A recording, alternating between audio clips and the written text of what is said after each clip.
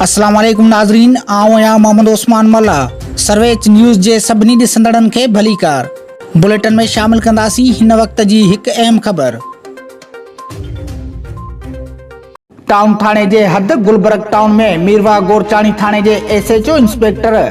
कंवर सिंह जे घर ते anti narcotics force पारां छापो हणी वॾे तादाद में चरस, अफ़ीम ऐं ॿी मंशियात हथ कई वई,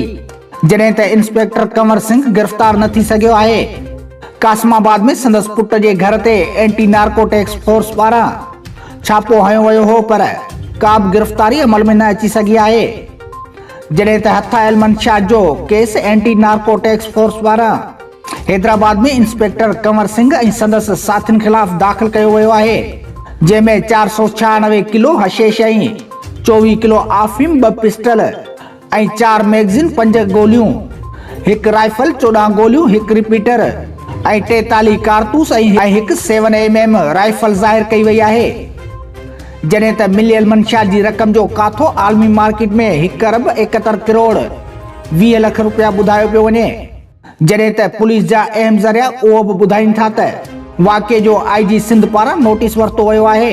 ऐं SSP थरपारकर खे जांच ऑफिसर मुक़ररु कयो वियो आहे, जॾहिं त इलाइक़े में उहे बि चोबोल आहिनि त इंस्पेक्टर कंवर सिंह गुज़िरियल 3 ॾहाकनि खां मंशियात जो कारोबार कंदड़ आहे ऐं सिंध जे मुख़्तलिफ़ ज़िलनि में संदसि माल पकड़जण बाद ॾेती लेती ते आज़ाद थींदो रहियो आहे। एंटी नार्कोटिक्स फोर्स गुज़िरियल 1 साल खां संदसि पीछो करे रही हुई, जॾहिं त गिरफ़्तारियुनि बाद वॾा फाटण जो इम्कान बि आहे।